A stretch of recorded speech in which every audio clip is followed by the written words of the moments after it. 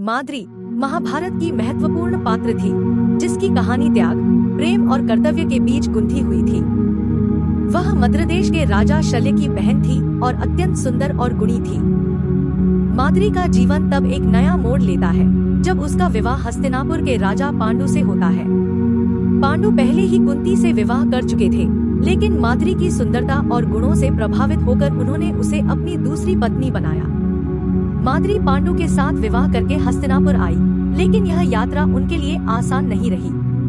उनका जीवन उस समय कठिनाइयों से भर गया जब पांडु को एक ऋषि का श्राप मिला कि वह किसी स्त्री के साथ संबंध स्थापित करते ही मर जाएंगे। यह श्राप माद्री के जीवन का सबसे बड़ा दुख बन गया। पांडु के श्राप ने माद्री और कुंती दोनों के जीवन को बदल दिया।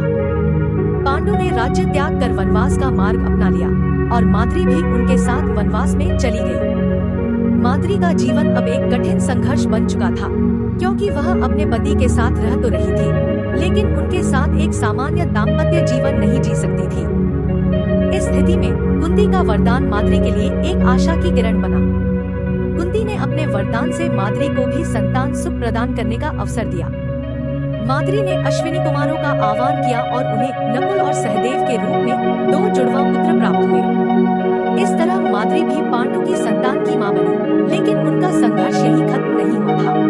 वनवास के दौरान पांडु हमेशा अपने श्राप के कारण व्यथित रहते थे। एक दिन वसंत ऋतु की सुंदरता से प्रभावित होकर पांडु माद्री के साथ संबंध बनाने की इच्छा व्यक्त करते हैं। माद्री ने पांडु को रोका, लेकिन श्राप के प्रभाव से बचा नहीं जा सका।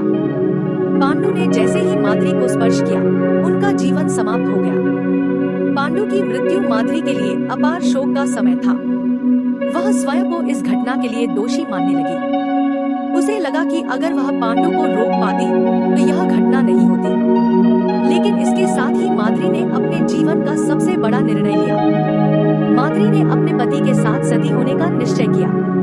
उसने कुंती से कहा कि कुंती पांडवों की देखभाल करे और वह पांडु के साथ अग्नि में प्रविष्ट हो जाएगी। माद्री के इस निर्णय ने उसकी महानता और त्याग को और ऊंचा कर दिया। उसने अपने पति के प्रति न केवल अपने प्रेम को सिद्ध किया, बल्कि अपने जीवन को उनके साथ समाप्त करने का निर्णय लिया। माद्री का यह बलिदान महाभारत के इतिहास में एक विशेष स्थान रखता है, जो उनके प्रेम, कर्तव्य और त्याग की भावना को दर्शाता है। माद्री के इस बलिदान के बाद कुंती ने अपने वचन के अनुसार नकुल और सहदेव को अपने पुत्रों के समान ही पाला।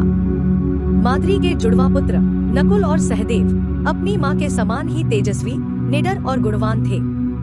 महाभारत के युद्ध में नकुल और सहदेव ने महत्वपूर्ण भूमिकाएं निभाई और अपने कौशल और वीरता से पांडवों की जीत में योगदान दिया।